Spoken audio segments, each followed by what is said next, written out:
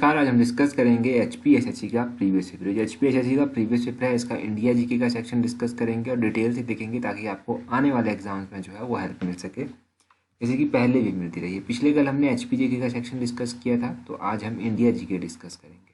Question number 16 से start करेंगे। यहाँ पर पूछा गया है साइंस का ये क्वेश्चन। 16 में पूछा गया है स्पिरिट इज, तो स्पिरिट क्या है। देखो स्पिरिट की बात करें तो ये अगर हम फाइनल आंसर के अकॉर्डिंग देखें तब तो इस क्वेश्चन को स्क्रैप कर दिया गया है, परंतु अगर हम जनरली जानने की कोशिश करेंगे स्पिरिट के बारे में तो रेक्टिफाइड स्पिरिट जो होती है उसमें जो है वो 95% इथाइल अल्कोहल जो है वो प्रेजेंट होता है।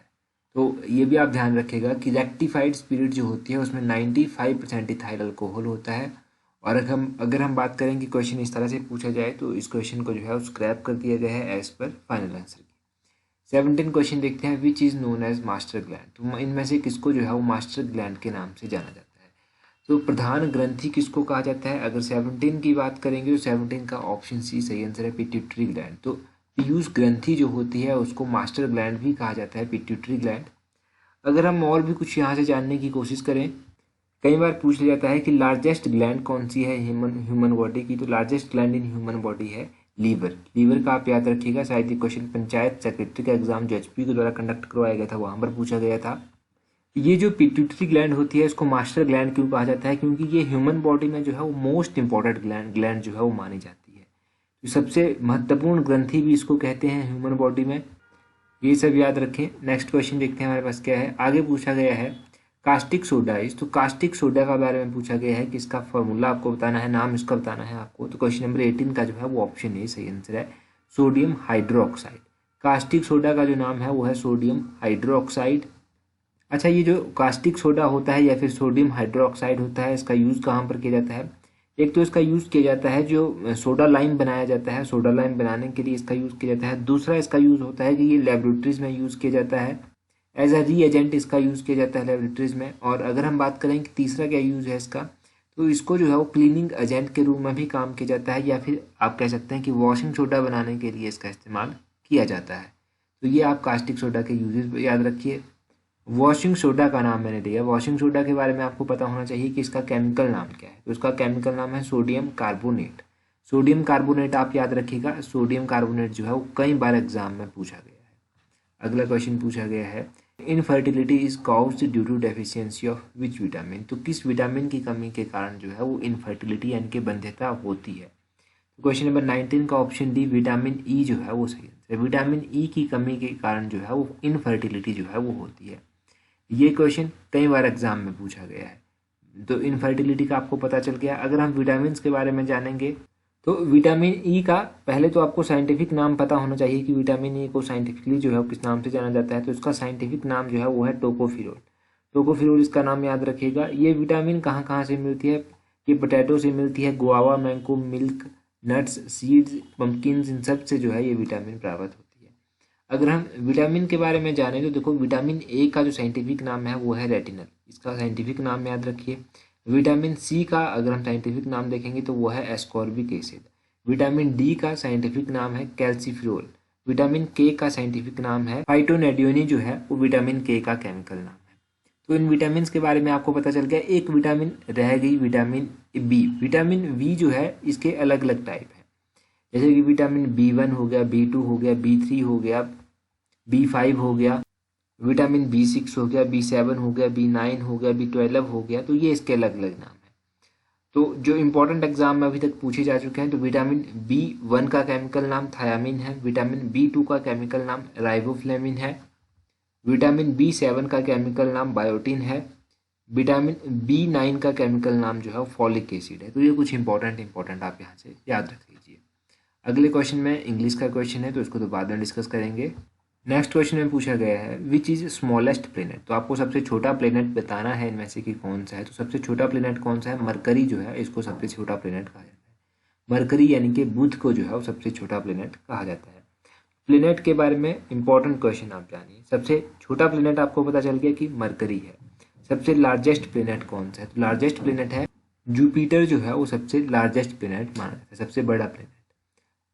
ऐसा कौन सा प्लेनेट है जो अर्थ के सबसे नज़दीक है, तो वीनस जो है वो अर्थ के सबसे नज़दीक है। मॉर्निंग स्टार और इवनिंग स्टार भी जो है वो वीनस को ही कहा जाता है। सबसे हॉटेस्ट प्लेनेट सोलर सिस्टम का ये भी वीनस ही है। तो ये आप वीनस के बारे में इंपॉर्टेंट क्वेश्चन याद रखिए।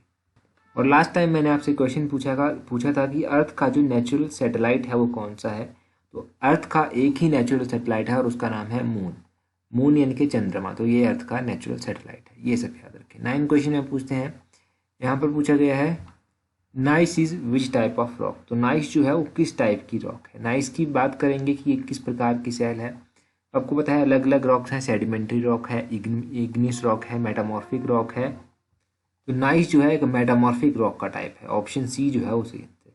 अब ये है मेटामॉर्फिक रॉक का टाइप। और भी रॉक्स के बहुत सारे एग्जाम्पल हैं।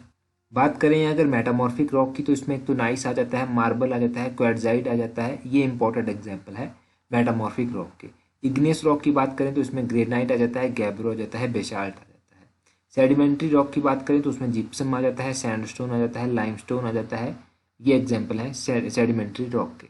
तो ये छोटे छोटे एग्जाम्पल्स आप याद रखिए। एग्जाम में यही पूछे जाता है मोस्टली। तो अगला क्वेश्चन देखते हैं। अगला क्वेश्चन है which ocean is named after country. तो ऐसा कौन सा महासागर है जिसका नाम देश से रखा गया है। तो ये शायद क्लरिकल के एक एग्जाम में भी पूछा जा चुका है क्वेश्चन।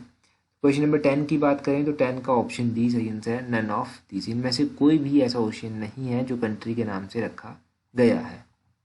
अगर ओशियंस की बात करें तो सबसे पहले पैसिफिक ओशियन है। पैसिफिक ओशियन जो है ये लार्जेस्ट ओशियन है वर्ल्ड का।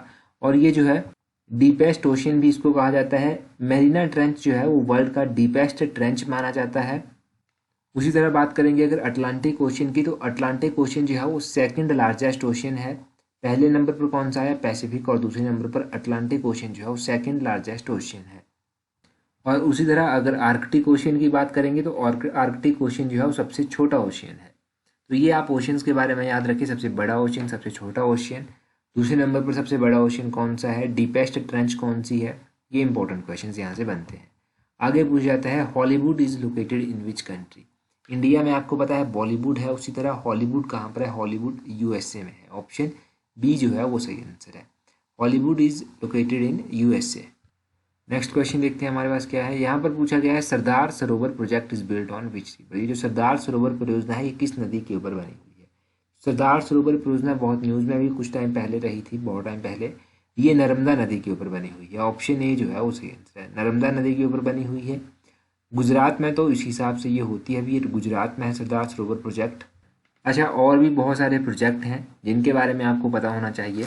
अगर हम बात करें कि और इम्पोर्टेंट कौन कौन से प्रोजेक्ट हैं, देखो सबसे इम्पोर्टेंट प्रोजेक्ट में एक तो आ जाता है आपका दामोदर वैली प्रोजेक्ट। ये दामोदर नदी के ऊपर बना हुआ है और ये प्रोजेक्ट जो है ये झारखंड में पड़ता है।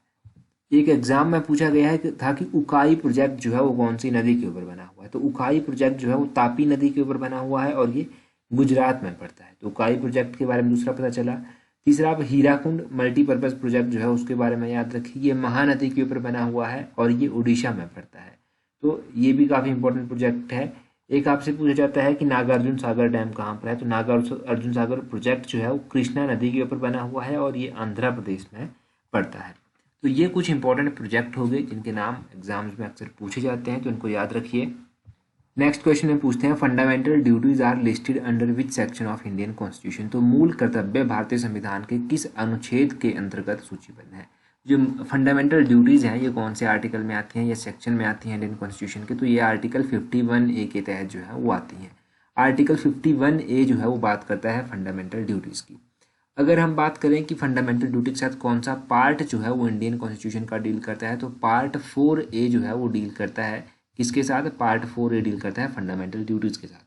पार्ट 4 किसके साथ डील करता है, पार्ट 4 जो है वो directive principle of state policy के साथ डील करता है। पार्ट 3 जो है वो किसके साथ डील करता है, पार्ट 3 जो है वो डील करता है फंडामेंटल राइट्स के साथ। उसी तरह इंपॉर्टेंट आर्टिकल्स आप याद रखिए। एक तो आर्टिकल 51A हो गया। आर्टिकल 40, आर्टिकल नंबर 40 भी कई बार एग्जाम में पूछा गया है।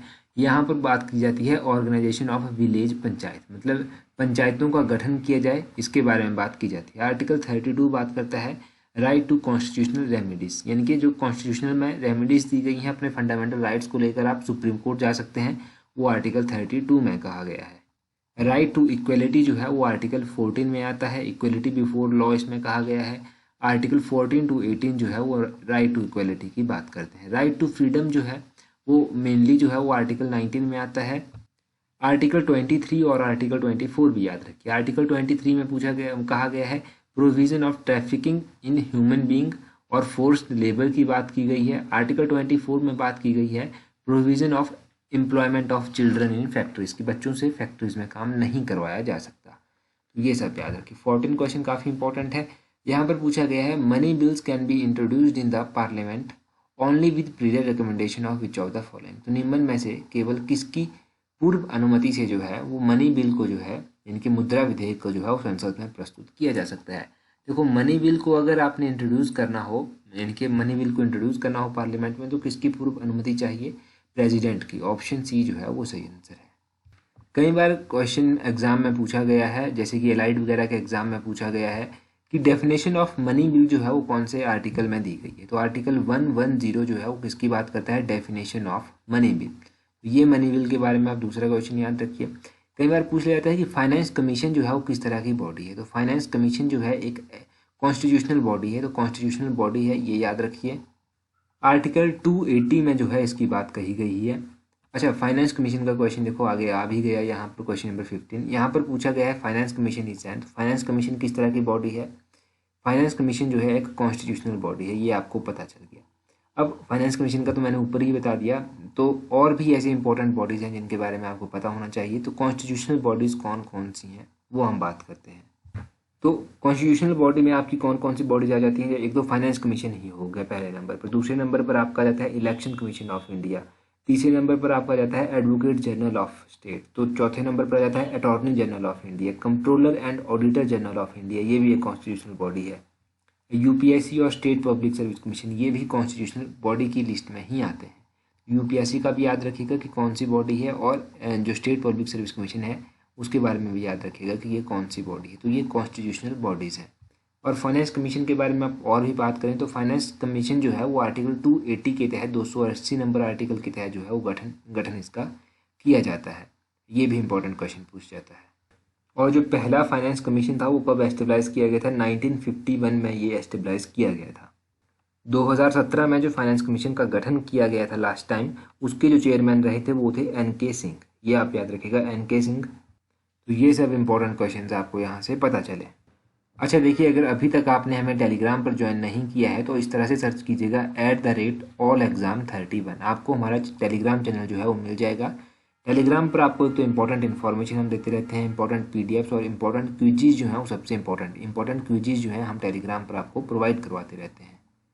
तो 12,300-400 से अधिक फॉलोअर टेलीग्राम पर हैं, तो ईजिली टेलीग्राम चैनल आपको मिल जाएगा। आज जिस क्वेश्चन का आंसर आपने कमेंट करके बताना है वो है क्वेश्चन नंबर 7। क्वेश्चन नंबर 7 में पूछा गया है garba is a folk dance of which Indian state. बिल्कुल आसान क्वेश्चन है कि गरबा जो है वो किस भारतीय राज्य का एक लोक नृत्य है। कमेंट करके बता दीजिए। असम, वेस्ट बंगाल, कर्नाटका, गुजरात, ये 4 ऑप्शंस दी गई हैं। और जो नया चैनल हमने इंट्रोड्यूस किया है उसका लिंक भी मैं नीचे डिस्क्रिप्शन बॉक्स में दे दूंगा। यहाँ पर हम हिमाचल की स्मॉल स्टोरीज डिस्कस करते रहते हैं। यहाँ पर भी जरूर जो है वो सब्सक्राइब कर लीजिएगा। So that's all for today. Thank you very much for watching and listening it very patiently.